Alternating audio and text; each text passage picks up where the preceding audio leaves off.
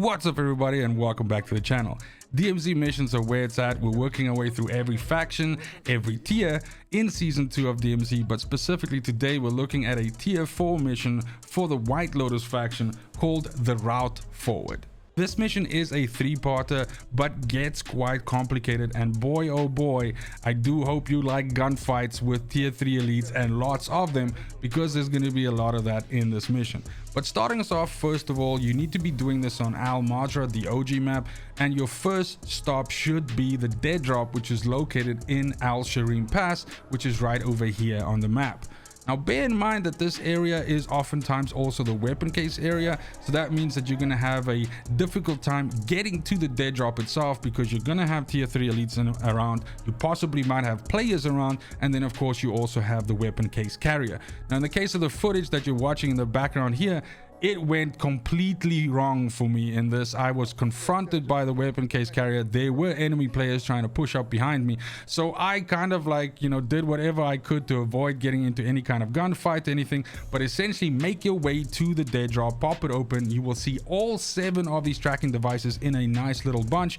Grab it into your inventory and then get the hell out of the area as fast as possible. Now where you're going to be using these tracking devices is in the Satiq Caves complex area, and the idea is that you're planting these tracking devices on 7 trucks which are sprinkled all around the area, and then you're going to go to a specific place and download the data. So first of all, and starting us off in the route that I took to plant my tracking devices on all 7 trucks, what you want to be targeting is this area first, which is essentially just below the Satiq Caves complex, and it gives you kind of like a good vantage point of the Sahid City area. Now as you come into this area, you'll notice that there's a truck standing on the outside and there's a hole down into the bottom area. Those of you that have done the mission where you have to come and get the shipping manifest at the bottom will recognize this, but first and foremost, your first tracking device is on this truck right here. Now at this point in time, you have 2 options available to you. You can either peer through the hole like I did here and drop down and essentially eviscerate all the enemies, or you can go around to the backside and come in through the water if you want to be a little bit more safe. But once you gain entry into the middle area and you're sure you're not going to get shot, that is truck number 2 and truck number 3 standing right there. So get your tracking devices onto them, and then we only have 4 trucks left. This is the part where the mission gets extremely spicy, because the next place that you need to be going to is actually the cave complex, which runs underneath Satiq.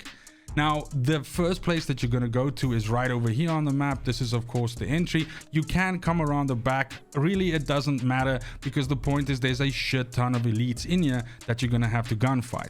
Now following the footage in the background right here, as you come to the mouth of the cave, you will essentially start working your way through here. Now I want to tell you that you can take your time here and pick off the enemies as much as you want, but the longer you take to make entry into the tunnel and start pushing through, the more enemies you're going to get that backfill in behind you and start shooting you in your back. So absolutely move with purpose, get your shots in. In the footage that you're seeing here, I even had some dudes with shields down here, so it was a real fuck show. But the point is, as you come into the cave here, you'll already notice the first trucks where your tracking devices go on. Now inside this cave area here, as you move through from one side of the tunnel all the way to the back, you're going to encounter 3 trucks that you need to be putting your tracking devices onto. These are super easy to spot. You really can't miss them, so your biggest concentration should be focused on staying alive, staying high on plates, and essentially using each little area to mow down the enemies that are going to be pushing you from either side. Now as you make your way through here, and again using the footage as a guidance here, eventually I just gave up as I had my 3 tracking devices on there and I only had 1 truck left. I decided fuck it, and I just ran out the back of the tunnel, because the last truck, our 7th truck, is actually located just outside the tunnel. Now, as soon as you put the tracking device on that truck, you're going to be done with this portion of the mission, and the last thing that you need to do is to head over to the bunker, which is located on the map over here, and you need to be extracting the tracking data from that bunker.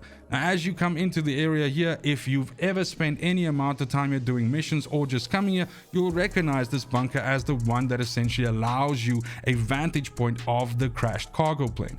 Now make your way into this bunker, and the server rack is right up against the wall here, where you can prompt and wait for the cooldown to go down, and as soon as that is finished, you're gonna get mission successful on this, and we're done with this super hectic and difficult mission.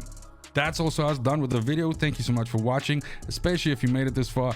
Let me know in the comments down below if there's anything that I didn't explain clear enough with this mission. The bottom line is this mission does involve you to first of all cover huge amounts of areas through very difficult play against a huge amount of AI. You need to be gunfighting that AI, so this can be quite difficult as a solo, and furthermore the fact that you have to do all of this in one deployment makes it that much more difficult. If you can bring some teammates in with you, this will make this mission infinitely easier, but it is totally doable as a solo, and you got this.